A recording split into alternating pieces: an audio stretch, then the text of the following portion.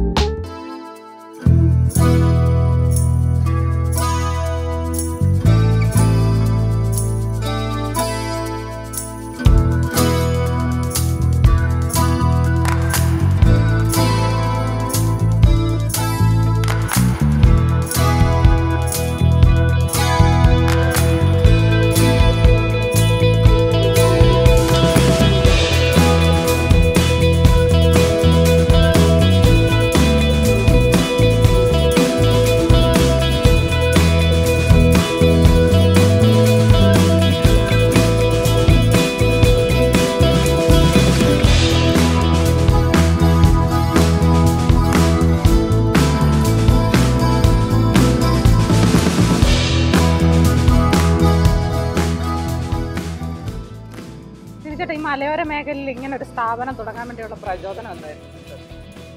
ഞാനൊരു 2012 മുതൽ നാളികേരം കൊപ്രയാക്കുന്ന ഫീൽഡുമായി ബന്ധപ്പെട്ട് നാഫെഡിൻ്റെ ഒരു സംഭരണവുമായി ബന്ധപ്പെട്ട് ഈ രംഗത്ത് ആദ്യം മുതലുണ്ടായിരുന്നു. അന്ന് വാഴക്കുണ്ടത്ത് NMCC കോക്കനട്ട് കോംപ്ലക്സ് എന്ന് പറയുന്ന ഒരു ബിൽഡിങ്ങിൽ വാടകയ്ക്കെടുത്ത് പ്രവർത്തിച്ചു വരികയായിരുന്നു.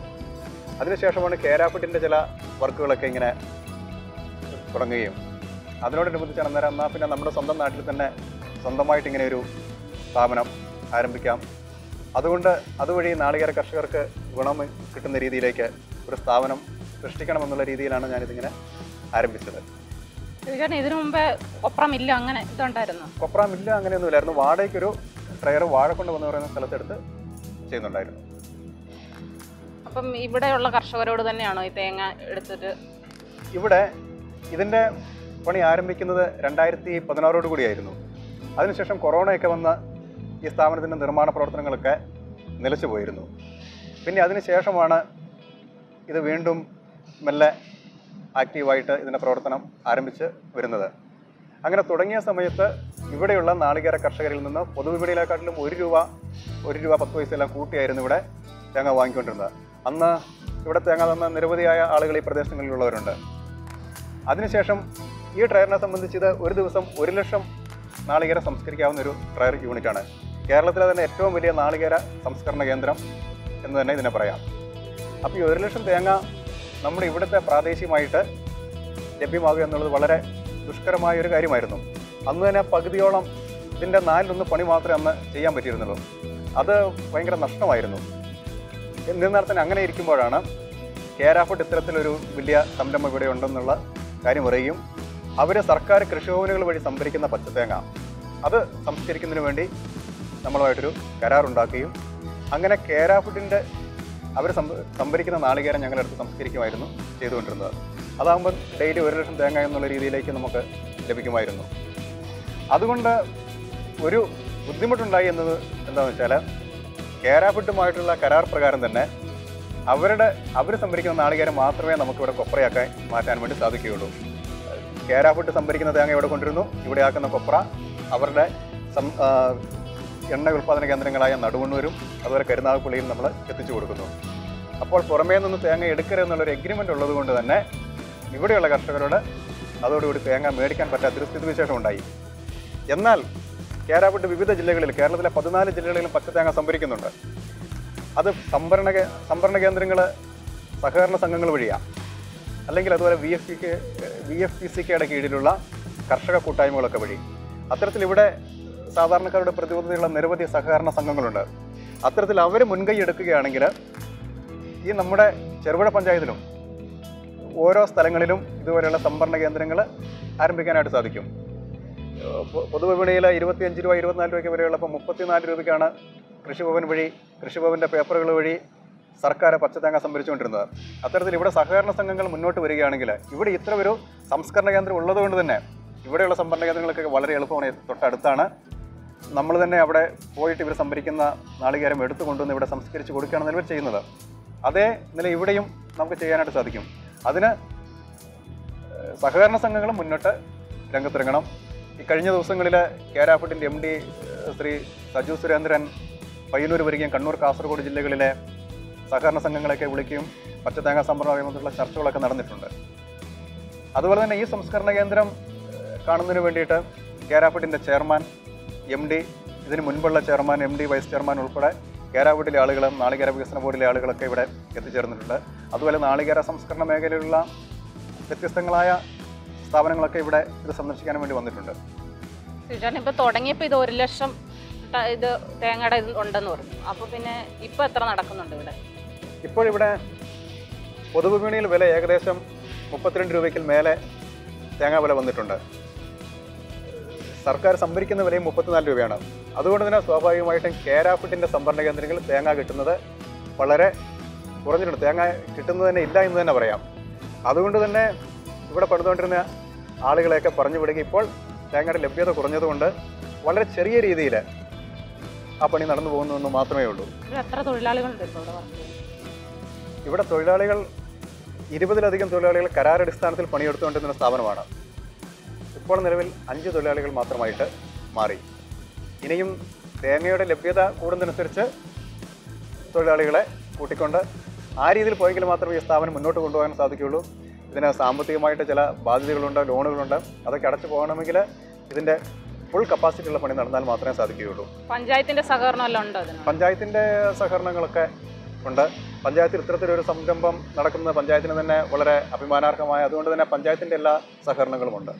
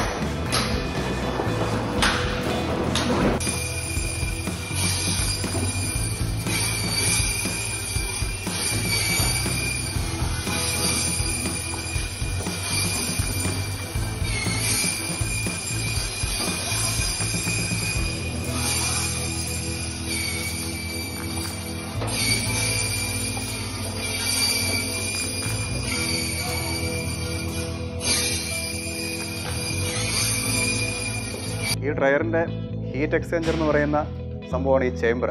ഇതിന് ഹീറ്റ് എക്സ്ചേഞ്ചർ എന്നാണ് പറയുന്നത്. ഈ ചേംബറിൽ നിന്നും തീ പിടിച്ചതിന് ശേഷം അതിലെ മോട്ടർ ഓണാക്കി ഹീറ്റ് മാത്രം ഈ ഹീറ്റിംഗ് മെഷീനിലൂടെ വലിച്ച് ഡ്രയറിലേക്ക് കൊണ്ടുവരികയാണ് ചെയ്യുന്നത്. അതുകൊണ്ട് കൊപ്ര ഏറ്റവും നല്ല വെള്ള കളറിൽ വൈറ്റ് കളർ കൊപ്രയായിട്ടിരിക്കും. ഒരു കാരണവശാലും അതിന് പുകയോ മറ്റ് കാര്യങ്ങളോ ഒന്നും ഉണ്ടാകില്ല. അതുപോലെ സൾഫറില്ല, നാച്ചുറൽ കൊപ്രയാണ് നമ്മൾ ഉപയോഗിക്കുന്നത്. ശുദ്ധമായ വെളിച്ചെണ്ണ ഈ കൊപ്രയിൽ നിന്നും ലഭിക്കും.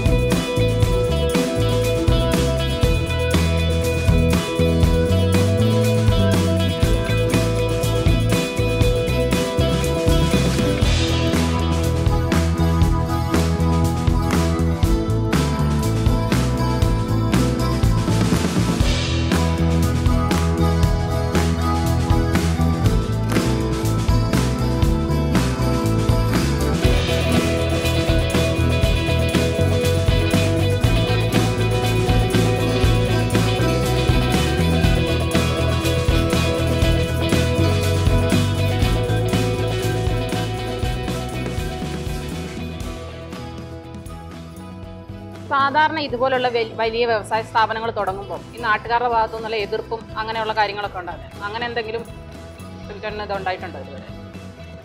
പൊതുവിൽ പറയുകയാണെങ്കിൽ നാട്ടുകാരുടെ ഭാഗത്തു നിന്ന് അത്തരത്തിലുള്ള എതിർപ്പുകളില്ല. എന്നാൽ ചില എതിർപ്പുകളൊക്കെ ഇല്ല എന്ന് പറയുന്നില്ല, ചില എതിർപ്പുകളൊക്കെ ഉണ്ട്. പിന്നെ ഒരു സ്ഥാപനത്തെ സംബന്ധിച്ച് അതുമായി ബന്ധപ്പെട്ട് ചുറ്റിനും താമസിക്കുന്നവർക്ക് എന്തെങ്കിലും ബുദ്ധിമുട്ടുകളൊക്കെ ഉണ്ടാവുകയാണെങ്കിലാണ് അത്തരത്തിലുള്ള പ്രശ്നങ്ങൾ വരാറുള്ളത്. ഇവിടെ എന്നാൽ ചില പ്രശ്നങ്ങളെങ്കിലും ഉള്ളത് അത്തരത്തിൽ പൊതുവായിട്ടുള്ളൊരു വിഷയങ്ങളുള്ളതുകൊണ്ടല്ല, അത് ചില വ്യക്തിപരമായ ചില പ്രശ്നങ്ങൾ കൊണ്ടുള്ള ചില പരാതികൾ ഇവിടെയുണ്ട്. കാരണം അല്ലെങ്കിൽ ഇവിടെ പരാതി വരേണ്ടത് ഒന്നെങ്കിൽ പുകയുമായി ബന്ധപ്പെട്ട് അല്ലെങ്കിൽ തേങ്ങാവെള്ളവുമായി ബന്ധപ്പെട്ട് ഒക്കെയുള്ള രീതിയിലാണ്. ഇവിടെ തേങ്ങാവെള്ളം സംസ്കരിക്കുന്നതിന് വേണ്ടി പൊല്യൂഷൻ കൺട്രോൾ ബോർഡ് പറഞ്ഞിട്ടുള്ള രീതിയിലുള്ള തേങ്ങാവെള്ളം സംസ്കരിക്കുന്നതിനുള്ള ടാങ്ക് സൗകര്യങ്ങളുണ്ട്. അതിനുശേഷം തൊട്ട് സമീപത്ത് തന്നെ ചില പരാതികൾ വന്നതിനെ തുടർന്ന് നമ്മൾ മറ്റൊരു ടാങ്ക് കൂടി അങ്ങ് അവിടെ ആ പ്രദേശത്ത് ആക്കി, ആ കാണുന്ന സ്ഥലത്ത് അവിടെ ആ ചിരട്ട കിടക്കുന്നതിൻ്റെ അടിയിൽ വേറെ ഒരു ടാങ്ക് കൂടി ആക്കിയിട്ടുണ്ട്. അപ്പോൾ അവിടെയാണ് ആ തേങ്ങാവെള്ളം അവിടെയാണ് പോകുന്നത്. പിന്നെ പുകയുടെ പ്രശ്നം, പൊല്യൂഷൻകാർ വന്നിട്ട് അവർ നിർദ്ദേശിക്കുന്ന രീതിയിലുള്ള പുകക്കുഴലുകളൊക്കെ തന്നെയായിരുന്നു ഇവിടെ ഉണ്ടായിരുന്നത്. എന്നിരുന്നാൽ തന്നെ ഒരു പ്രശ്നം വരരുത് എന്നുള്ള രീതിയിൽ ഒരു മാസം മുൻപ് ആ പുകക്കുഴലുകളൊക്കെ മാറ്റി വീണ്ടും റീസെറ്റ് ചെയ്ത് വേറെ കുഴപ്പമില്ലാത്ത രീതിയിൽ അതിൻ്റെ ചെറിയ ചില്ലറ വർക്കുകൾ കൂടി ഇപ്പോൾ നടന്നുകൊണ്ടിരിക്കുന്നുണ്ട്. അങ്ങനെയാണ് പോകുന്നത്. അതുപോലെ പിന്നെ വാഹനം ഇങ്ങോട്ട് കൂടുതലായിട്ട് വരുന്നൊരു സമയമുണ്ടായിരുന്നു. വലിയ ടോറസ് ലോറികളൊക്കെ ആയിരുന്നു വരുന്നത്. അപ്പോൾ റോഡിനൊക്കെ ഇങ്ങോട്ടാണ് ഏറ്റവും കൂടുതൽ വണ്ടി വരുന്നത് എന്നുള്ളത് കൊണ്ട് തന്നെ റോഡ് സ്വാഭാവികമായിട്ടും പൊളിഞ്ഞു പോകാറുണ്ട്. അപ്പോൾ അത് ഞാൻ തന്നെ സ്വന്തം നിലയിൽ കരിയേക്കര ടൗണിൽ നിന്നും ഈ പ്രദേശത്തിൻ്റെ ഇവിടം വരെ വരുന്ന റോഡ് ഞാൻ തന്നെ സ്വന്തം നിലയിൽ ടാർ ചെയ്യുകയാണ് ചെയ്തിട്ടുള്ളത്. അതുപോലെ ചിരട്ടയൊന്നും ഇവിടെ കൂടിക്കിടന്ന പ്രശ്നങ്ങളില്ല. കാരണം കാസർഗോഡുള്ള ഒരു ആക്ടിവേറ്റഡ് കമ്പനിയിലേക്ക് ചിരട്ടയെല്ലാം ആകും തോറും കയറി പോകുന്നുണ്ട്. അത്തരത്തിൽ മറ്റു പ്രശ്നങ്ങളില്ല. എന്നാൽ ഞാൻ പറഞ്ഞിട്ടുണ്ട്, ചില ചെറിയ പ്രശ്നങ്ങൾ വ്യക്തിപരമായ ചില വിഷയങ്ങളുടെ പേരിൽ നിലനിൽക്കുന്നുണ്ട്. അതൊന്നും ഇതിൻ്റെ പ്രവർത്തനത്തെ സാരമായ രീതിയിലൊന്നും ബാധിക്കുന്നില്ല.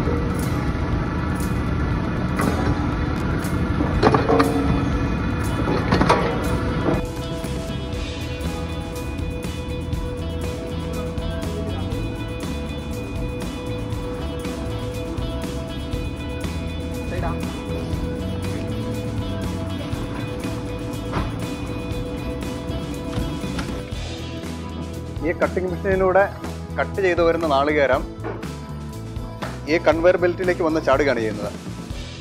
ഈ കൺവെയർ ബെൽറ്റ് വഴി നാളികേരം മുകളിലേക്ക് കയറി ഈ സെക്കൻഡറി കൺവെയർ ബെൽറ്റിലേക്ക് ചാടും. അതിൽ നിന്നും ഓരോ സ്മോൾ ടയറിലേക്കും വന്ന് ഈ കൺവെയർ ബെൽറ്റ് വഴി വന്ന് ചാടുകയാണ് ചെയ്യുന്നത്. അതായത് ഇത്തരത്തിലുള്ള ഈ മെഷീൻ വഴി ഓരോ ചേമ്പറിലേക്കും നിറയുന്നതനുസരിച്ച് അടുത്തടുത്ത ഓരോ ടയറിലേക്ക് ഈ ചേമ്പർ മാറ്റി മാറ്റി വിടുക ചെയ്യുന്നത്.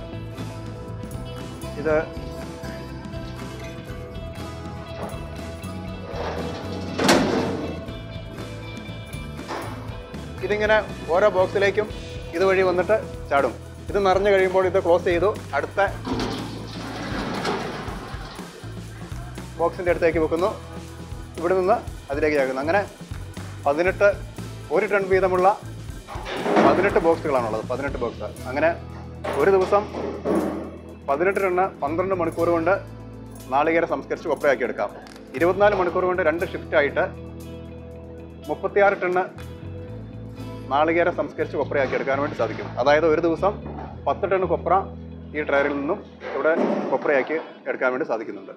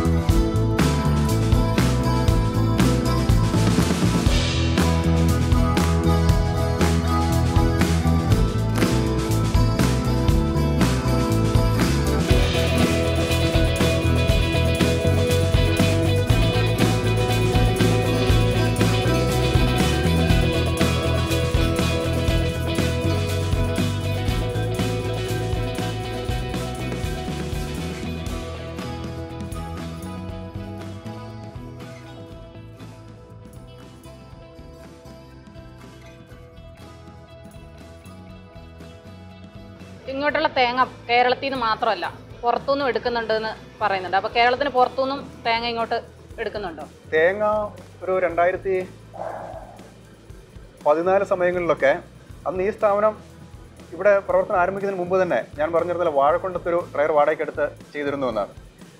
അപ്പോൾ ലക്ഷദ്വീപിൽ നിന്നൊക്കെ ഞാൻ നാളികേരം ഇങ്ങോട്ട് കൊണ്ടുവരികയുണ്ടായിട്ടുണ്ട്. അതുപോലെ ലക്ഷദ്വീപിൽ നിന്ന് കൊപ്ര ലക്ഷദ്വീപ് മാർക്കറ്റിംഗ് ഫെഡറേഷനുമായിട്ടൊരു കരാർ വെച്ച് അവരുടെ കൊപ്ര ഇവിടെ വാങ്ങുകയും ആ രീതിയിൽ ചെയ്തിരുന്നു. അതുപോലെ തന്നെ നാഫുഡിന് വേണ്ടിയിട്ട് സംസ്കരണ രംഗത്ത് ഞാൻ ബന്ധപ്പെട്ടിട്ടുണ്ടായിരുന്നു, പ്രവർത്തനം ഏറ്റെടുത്ത് നടത്തിയിട്ടുണ്ടായിരുന്നു. നാഫുഡിൻ്റെ വെയർഹൗസുകളിലേക്ക് കൊപ്ര ഇവിടെ നിന്ന് സംസ്കരിച്ച് കൊപ്രയാക്കി കൊണ്ട് കൊടുക്കുന്ന പ്രവർത്തനം ഉണ്ടായിരുന്നു. ആ രീതിയിൽ ഉള്ള പ്രവർത്തനങ്ങൾ ഈ സംസ്ഥാനത്തിന് പുറത്തുനിന്നുമായിട്ടും ഇത്തരത്തിൽ ചെയ്തിട്ടുണ്ട്.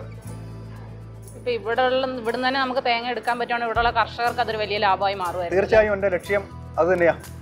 ഇവിടെയുള്ള കർഷകരുടെ നാളികേരം അതുകൊണ്ട് തന്നെയാണ് കേരാഫുഡുമായിട്ട് സംസാരിച്ച് എത്രയും പെട്ടെന്ന് തന്നെ ഇവിടെയും ഒരു സംഭരണ കേന്ദ്രം ആരംഭിക്കുന്നതിന് വേണ്ടിയിട്ടുള്ള പ്രവർത്തനങ്ങളിലേക്ക് ഞാൻ പോയിട്ടുണ്ട്. അത് ഇവിടെ തന്നെ ഒരു സംഭരണ കേന്ദ്രം അനുവദിച്ച് തരാൻ വേണ്ടിയിട്ടുള്ള രീതിയിൽ കൃഷിമന്ത്രിയുമായിട്ടുമൊക്കെ ബന്ധപ്പെടാൻ വേണ്ടിയിട്ടാണ് തീരുമാനിച്ചിട്ടുള്ളത്. നമ്മുടെ ചെറുപുഴ പഞ്ചായത്തിലെ കർഷകർ ചോദിക്കാറുണ്ടോ ചേട്ടനോട് ഇങ്ങനെ തേങ്ങ? ചെറുപുഴ പഞ്ചായത്തിലെ കർഷകർ വളരെ ദുഃഖത്തോടു കൂടി തന്നെയാണ് സംസാരിക്കാറുള്ളത്. ഇത്രയും വലിയൊരു സ്ഥാപനം ഉണ്ടായിട്ട് ഇവിടെ നിന്ന് നമ്മുടെ തേങ്ങ മേടിക്കുന്നില്ലല്ലോ എന്നുള്ള രീതിയിൽ. പക്ഷേ അതിൻ്റെ സാങ്കേതിക പ്രശ്നങ്ങളൊക്കെ ചോദിക്കുന്നവരെ ഞാൻ പറഞ്ഞ് മനസ്സിലാക്കാറുണ്ട്, അവർക്കത് ബോധ്യപ്പെടാറുണ്ട്. അതുകൊണ്ട് കർഷകരുടെ കൂട്ടായ്മകൾ തന്നെ ചെറുപുഴ പഞ്ചായത്തിൽ ഒരു നാളികേര സംഭരണ കേന്ദ്രം സർക്കാരിൻ്റെ മുൻകൈ എടുത്തുകൊണ്ട് തന്നെ വേണമെന്നാണ് അവരുടെയൊക്കെ ആവശ്യം. അതെന്തായാലും ഒരു 2 മാസത്തിനുള്ളിൽ എന്തായാലും പൂർത്തിയാകുമെന്ന് തന്നെയാണ് എൻ്റെ വിശ്വാസം. നമ്മുടെ ഈ പ്രദേശത്ത് ഈ ഒരു സ്ഥാപനം അല്ലാതെ വേറെ ഏതെങ്കിലും ഇതുപോലെ സ്ഥാപനം പ്രവർത്തിക്കുന്നുണ്ട്? ഇത്രയും വലിയൊരു സ്ഥാപനം നമ്മുടെ പ്രദേശത്ത് എവിടെയില്ല. കേരളത്തിലെ തന്നെ ഏറ്റവും വലിയ നാളികേര സംസ്കരണ കേന്ദ്രം തന്നെ ഇത് തന്നെയാണ്.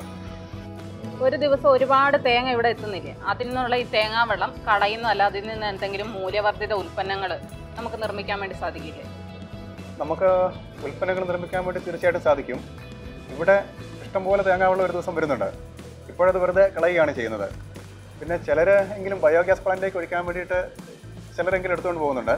പിന്നെ ഇവിടെ സ്വന്തം ആവശ്യങ്ങൾക്ക് വേണ്ടി ഒരു ബയോഗ്യാസ് പ്ലാന്റ് വേണമെങ്കിൽ നിർമ്മിക്കാം. പക്ഷേ അതുകൊണ്ടൊന്നും ഇത് ശാശ്വതമായിട്ട് ഇതിൻ്റെ ഒരു പരിഹാരം ആകുന്നില്ല. അതിലും തേങ്ങാവെള്ളം വരുന്നതുകൊണ്ട്. പിന്നെ വിനാഗിരി അല്ലെങ്കിൽ കൂൾ ഡ്രിങ്ക്സ് പോലെയുള്ള ഇതൊക്കെയാണ് നിർമ്മിക്കേണ്ടത്. പക്ഷേ വിനാഗിരിയൊക്കെ ചില സ്ഥലങ്ങളിലെങ്കിലും ഇപ്പോൾ പയ്യന്നൂർ വെൽക്കോയൊക്കെ അവർ തുടങ്ങിയിരുന്നു. പക്ഷേ അതെല്ലാം നിലച്ചു പോകുന്നൊരു സ്ഥിതിയാണ് ഉണ്ടായത്. കാരണം സിന്തറ്റിക് വിനാഗിരിയും ഈ നാച്ചുറലായിട്ട് തേങ്ങാവെള്ളത്തിൽ കിട്ടുന്ന വിനാഗിരിയും തമ്മിലുള്ള ചില അന്തരങ്ങളൊക്കെ കൊണ്ട് തന്നെ ആളുകൾ വാങ്ങുന്നതൊരു കുറവാണ്. പിന്നെ സാധ്യതയുള്ളത് ചെയ്യാൻ പറ്റുന്നത് അതിനൊക്കെ നിരവധിയായ നിയമ തടസ്സങ്ങളൊക്കെ ഉണ്ട്. എങ്കിൽ തന്നെ ചെയ്യാൻ പറ്റുന്നത് തേങ്ങാവെള്ളത്തിൽ നിന്നും ഒരു ഫെനി ഉണ്ടാക്കാനുള്ള ഒരു പദ്ധതി ആവിഷ്കരിച്ച് നടപ്പിലാക്കുകയാണെങ്കിൽ ചിലപ്പോൾ വളരെ വിജയകരമായിരിക്കും. ഇപ്പോൾ പയ്യാവൂർ ഏതൊക്കെയോ സൊസൈറ്റിക്ക് കശുമാമ്പഴത്തു നിന്ന് ഫെനി ഉണ്ടാക്കുന്നതിനുള്ള അനുമതിയൊക്കെ സർക്കാർ കൊടുത്തിട്ടുണ്ട്. അതൊക്കെ വലിയൊരു ശുഭപ്രതീക്ഷയാണ് നൽകുന്നത്. അതുകൊണ്ട് ആ രീതിയിലും ഒന്ന് ബന്ധപ്പെടാമെന്ന് തന്നെയാണ് തീരുമാനിച്ചിട്ടുള്ളത്. ചെറുപുഴ വാർത്താ ചുറ്റുവട്ടത്തിന്റെ ഈ എപ്പിസോഡ് ഇവിടെ അവസാനിപ്പിക്കുന്നു. മറ്റൊരു എപ്പിസോഡുമായി അടുത്ത ആഴ്ച വീണ്ടും കാണാം.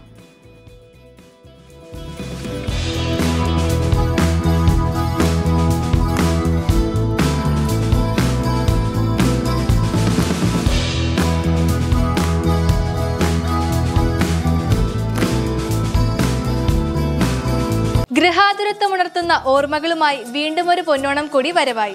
ഏവർക്കും ഗൃഹലക്ഷ്മി ഹോം അപ്ലയൻസസിന്റെ ഹൃദയം നിറഞ്ഞ ഓണാശംസകൾ. നിങ്ങളുടെ വീടിനാവശ്യമായ എല്ലാ ഹോം അപ്ലയൻസസും കുറഞ്ഞ വിലയിലും ഗുണമേന്മയിലും ഗൃഹലക്ഷ്മി ഹോം അപ്ലയൻസസിൽ നിന്നും സ്വന്തമാക്കാം. ലോകോത്തര ബ്രാൻഡുകളുടെ വിപുലമായ കളക്ഷനുകളും ഓണം മെഗാ ഓഫറുകളും. 5000 രൂപയ്ക്ക് സ്റ്റീൽ, അലൂമിനിയം, പ്ലാസ്റ്റിക് തുടങ്ങിയവ വാങ്ങുമ്പോൾ പ്രത്യേക സമ്മാനങ്ങളും മറ്റനവധി ആകർഷകമായ സമ്മാനങ്ങളും ഓഫറുകളും സ്വന്തമാക്കാൻ അവസരവും. കൂടുതൽ വിവരങ്ങൾക്കായി ഗൃഹലക്ഷ്മി ഹോം അപ്ലയൻസസ്, വില്ലേജ് ഓഫീസിന് സമീപം, bus stand, Cherupuzha. Contact number 8589939786.